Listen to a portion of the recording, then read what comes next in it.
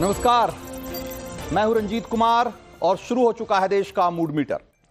देश का mood metre की पहली स्टोरी में बताएंगे कि दिल्ली विजय के लिए योगी आदित्यनाथ का क्या है महाकुंभ प्लान, और यह भी दिखाएंगे कि दिल्ली में बटेंगे तो कटेंगे वाले नारे का कौन सा नया वर्जन सीएम योगी ने लॉन्च कर दिया है। और देश का मूड मीटर की दूसरी स्टोरी में दिखाएंगे कि प्रधानमंत्री मोदी से कौन सी महाकुंभ दक्षिणा संतों को मिलने वाली है। लेकिन शुरुआत योगी के मिशन दिल्ली पर एक्सक्लूसिव पड़ताल के साथ। जय श्री राम। दिल्ली के कूड़े से निजात पाएंगे, ये झूठ बोलने की एटीएम मशीन से मुक्ति पाएंगे,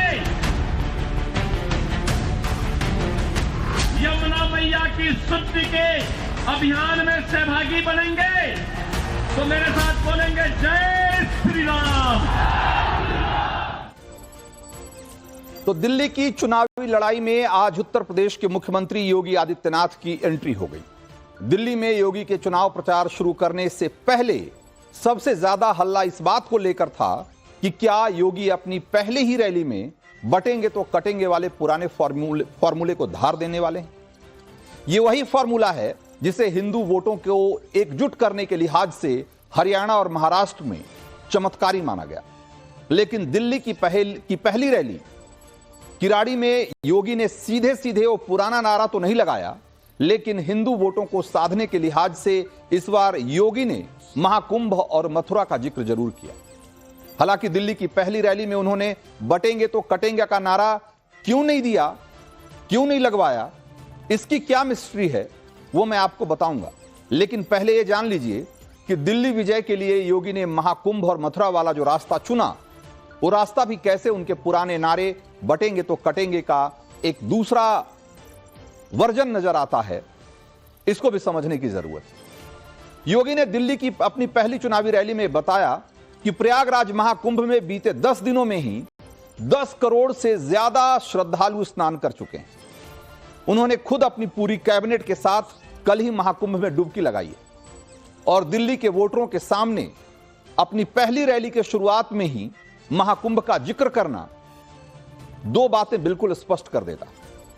योगी महाकुंभ के आयोजन के जरिए मैसेज दे रहे हैं कि बीजेपी सरकार सनातन के सबसे बड़े समागम को सफल बनाने के लिए कैसे पूरी तत्परता से लगी हुई है, जिसका नतीजा है कि बगैर किसी समस्या के दुनिया भर से आ रहे सनातनी महाकुंभ में आस्था की डुबकी लगा रहे हैं। महाकुंभ के जरिए योगी उन सियासी विरोधियों पर भी निशाना साध रहे हैं जो अब तक महाकुंभ से दूर रहे, और ऐसे नेताओं में अरविंद केजरीवाल भी शामिल। महाकुंभ के बाद योगी ने सनातनी आस्था के एक और केंद्र मथुरा का जिक्र करके केजरीवाल पर प्रहार किया। मथुरा के जरिए भी योगी ने यह साबित करने की कोशिश की कि दिल्ली की सरकार पवित्र यमुना में गंदगी फैलाती है और खामियाजा भुगतते हैं मथुरा पहुंचकर यमुना में डुबकी लगाने वाले हिंदू श्रद्धालु। यमुना में गंदगी को हिंदू आस्था के साथ खिलवाड़ साबित करते हुए योगी ने केजरीवाल को सबसे एक बड़ा चैलेंज भी दे दिया। और वो चैलेंज क्या दिया, एक बार जरा सुनिए कि योगी ने केजरीवाल पर जो पहला वार किया वो क्या था। अगर एक मुख्यमंत्री के रूप में मैं और मेरे मंत्रीगण प्रयागराज के संगम में स्नान कर सकते हैं, तो मैं पूछना चाहता हूं दिल्ली में आम आदमी पार्टी के अध्यक्ष से अरविंद केजरीवाल जी से मैं पूछना चाहता हूं, क्या यमुना जी में वह भी अपने मंत्रियों के साथ जाकर के स्नान कर सकते हैं क्या?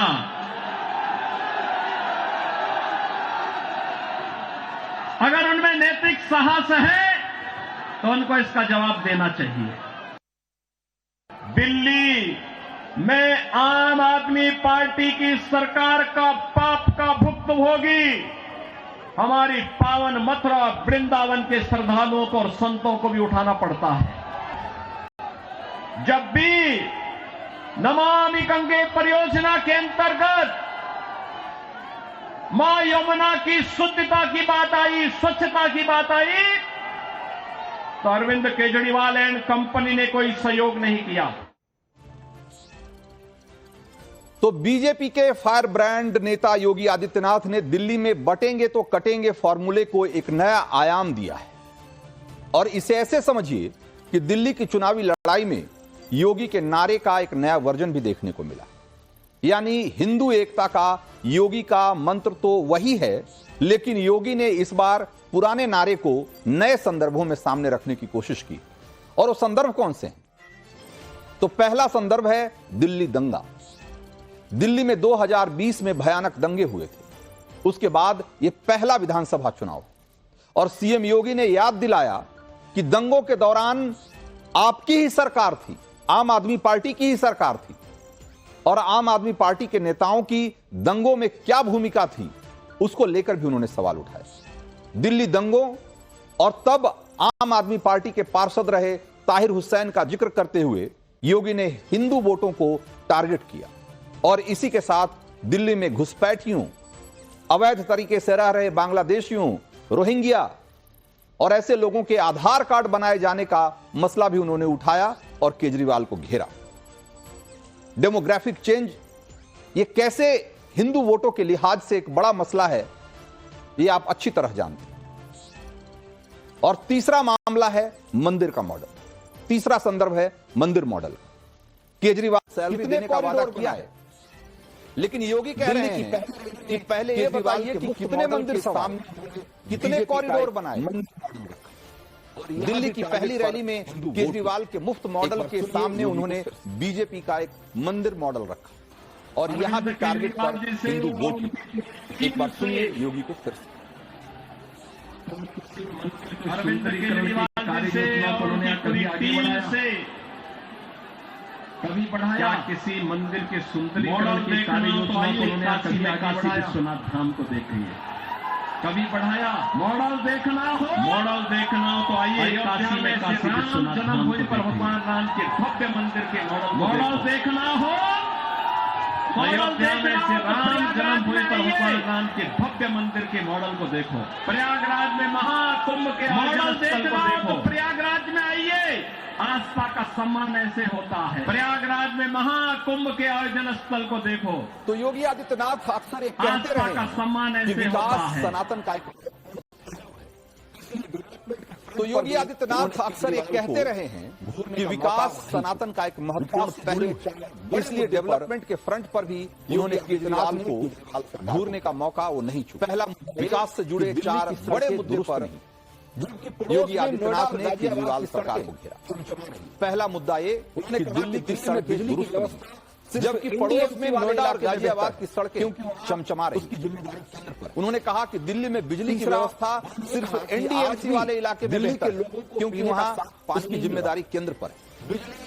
तीसरा, उन्होंने ये कहा कि आज भी दिल्ली के लोगों को पीने का साफ पानी नहीं मिल रहा, जो कि एक तरीके से न्यू ओखला है, जो कि दिल्ली में आता है। ओखला इंडस्ट्रियल एरिया उसका एक्सटेंशन है। नोएडा इंडस्ट्री से जगमगा रहा। विकास के इन मुद्दों पर घेरने के बाद योगी फिर से दिल्ली की लड़ाई को वहीं ले आए जिसके लिए वो जाने जाते हैं। और इस बार बटेंगे तो कटेंगे कहा नहीं, लेकिन जो बंटवारे की पॉलिटिक्स हो रही है दिल्ली में, इसको लेकर उन्होंने केजरीवाल पर हमला जरूर किया। एक बार आदित्यनाथ को फिर से सुनिए। आम आदमी पार्टी के एजेंडे में रविदासी मंदिरों के पुजारी नहीं है। यानी आज भी इनकी तुष्टीकरण की जो पॉलिसी चली आ रही है, बांटो और राज करो की पॉलिसी चली आ रही है, वह अभी भी मानदेय और सरकारी पैसे से उस मानदेय या भत्ता देने में भी उसमें ये लोग परहेज नहीं कर पा रहे हैं।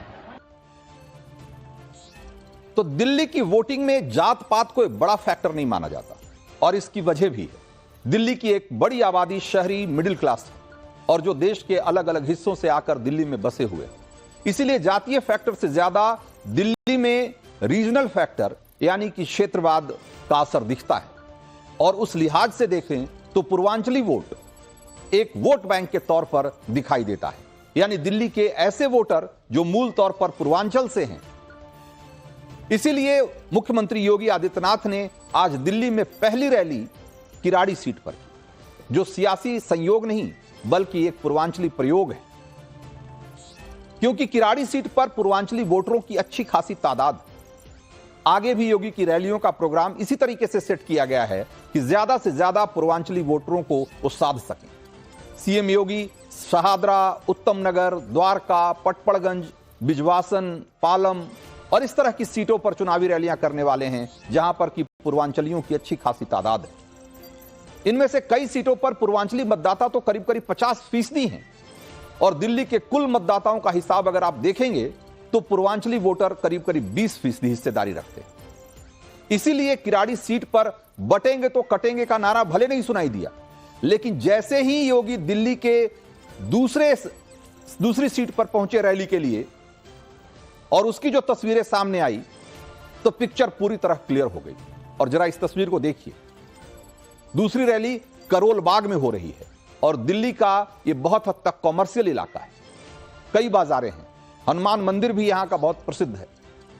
इसीलिए योगी के मंच पर एकदम सामने लिखा गया है, बटोगे तो कटोगे। अब ये समझिए कि दिल्ली में योगी के इसी नारे की बार बार चर्चा हो रही है, और तो इसके पीछे एक वाजिब वजह है। हरियाणा और जम्मू कश्मीर और महाराष्ट्र में योगी के इस नारे ने क्या कमाल किया, जरा इसको पलट कर देखना होगा।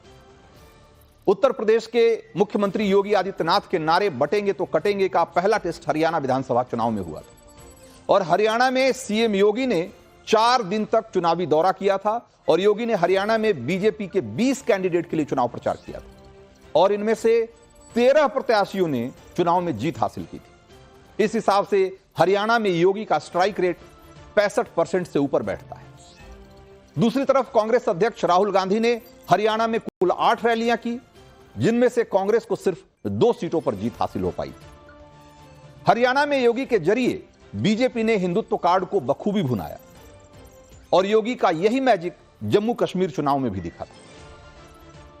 जम्मू कश्मीर में 2 दिन में सीएम योगी ने 11 विधानसभा क्षेत्रों में बीजेपी प्रत्याशियों के लिए वोट मांगे, और इनमें से 10 सीटों पर कमल खिला। इस हिसाब से अगर देखिए तो जम्मू कश्मीर में योगी का स्ट्राइक रेट अद्भुत रहा, 95%। अब महाराष्ट्र का हाल देखिए जरा। यहां तो योगी ने कमाल ही कर दिया।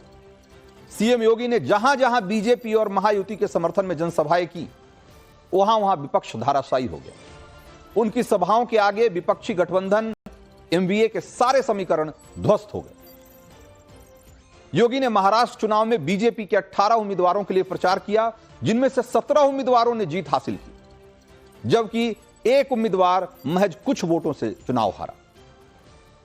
तो सिर्फ बीजेपी उम्मीदवारों के हिसाब से देखें तो योगी का स्ट्राइक रेट 95% रहा यहां भी। और महाराष्ट्र में योगी ने बीजेपी के साथियों के लिए भी जो प्रचार किया, गठबंधन के लिए, महायुति के लिए कुल 23 प्रत्याशियों के लिए उन्होंने प्रचार किया था, और इनमें से 20 उम्मीदवार जीते। जो 3 उम्मीदवार नहीं जीते उनमें 2 शिवसेना और 1 बीजेपी से थे। तो महायुति में उनका स्ट्राइक रेट भी करीब 87% का रहा है। महाराष्ट्र चुनाव के दौरान उनके नारे बटेंगे तो कटेंगे ने खूब सुर्खियां बटोरी, और चुनाव से पहले पोस्टर लगे पूरे महाराष्ट्र में। चुनाव में जीत के बाद मुंबई के अंधेरी, जोगेश्वरी, खार और बांद्रा में सीएम योगी के नारे वाले पोस्टर दोबारा लगाए गए, लेकिन इस बार स्ट्राइक रेट के साथ लिखा गया कि बटेंगे तो कटेंगे और एक हैं तो सेफ हैं। Strike rate 95%। यही वजह है कि दिल्ली में भी योगी के नारे बटेंगे तो कटेंगे को लेकर चर्चाएं हैं, पोस्टर हैं। बहरहाल देश का मूड मीटर में वक्त है अगली स्टोरी का, और आपको यह बताने का कि प्रधानमंत्री मोदी से कौन सी महाकुंभ दक्षिणा संत मांग रहे हैं, और ये दक्षिणा मिलेगी या नहीं, इसकी एक पड़ताल।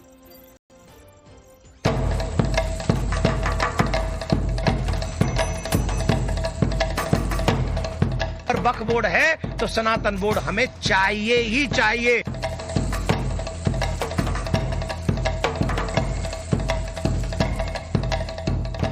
सनातन बोर्ड हमको मिले लेकिन वक्फ बोर्ड खत्म हो।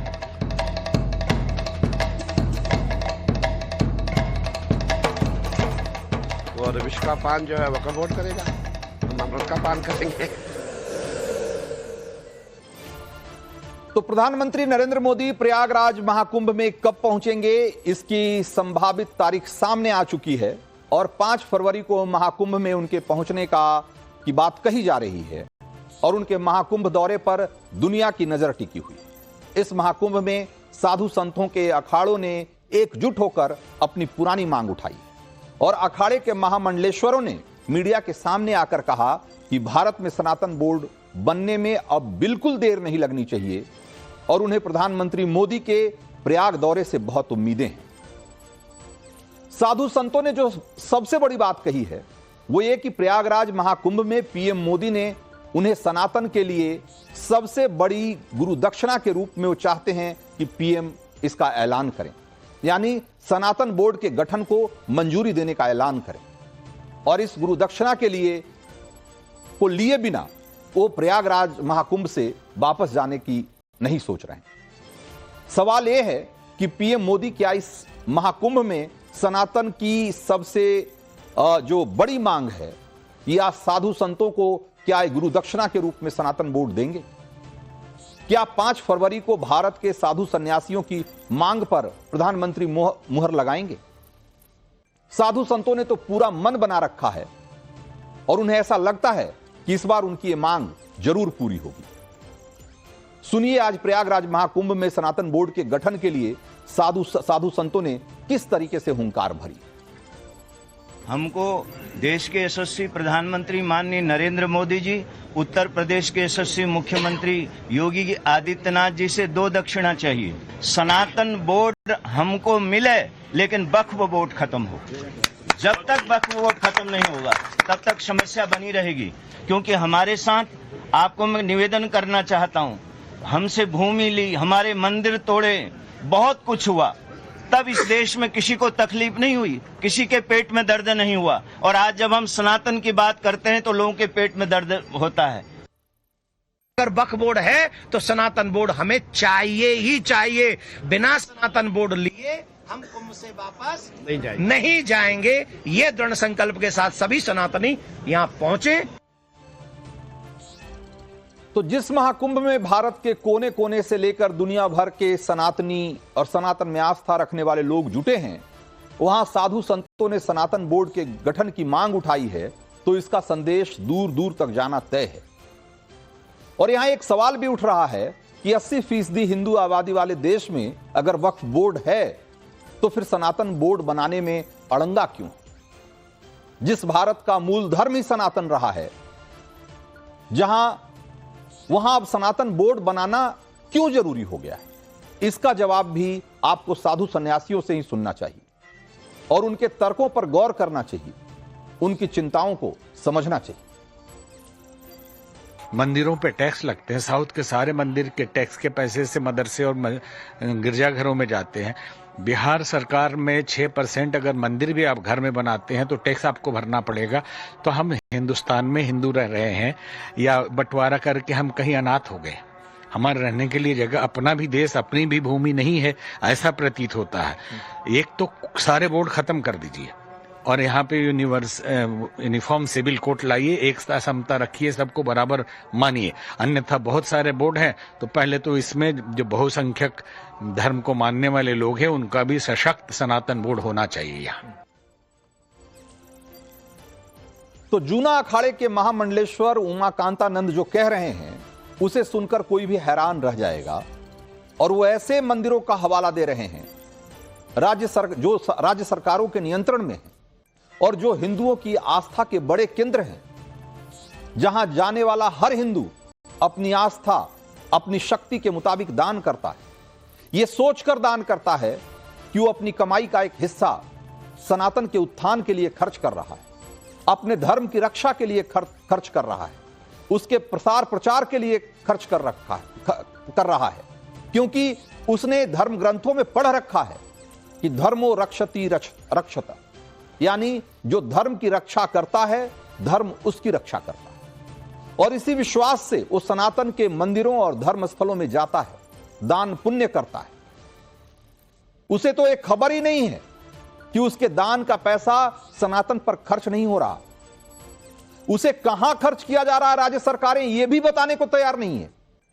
इतनी भी जरूरत नहीं समझती कि उसके दान का पैसा जो उसने अपनी पूरी आस्था के हिसाब से सनातन के उत्थान के लिए दिया है, उस पैसे को कहां खर्च किया जा रहा है उसका ठीक से ब्यौरा भी नहीं दिया जा रहा। आंध्र प्रदेश का जरा एक आंकड़ा देखिए और यह रिपोर्ट आपको चौंका देगी।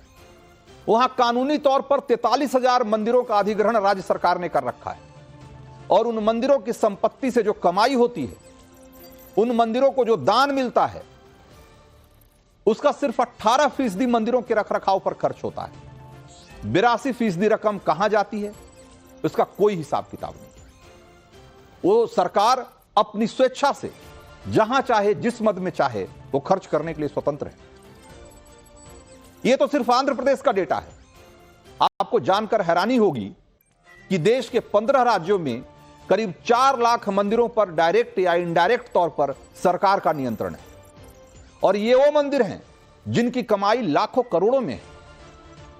मैं यहां उन मंदिरों की बात नहीं कर रहा जो जीर्ण शीर्ण हालत में है, जहां दिया जलाने वाला भी कोई नहीं है, जिसकी देखरेख की जिम्मेदारी लेने वाला भी कोई नहीं है।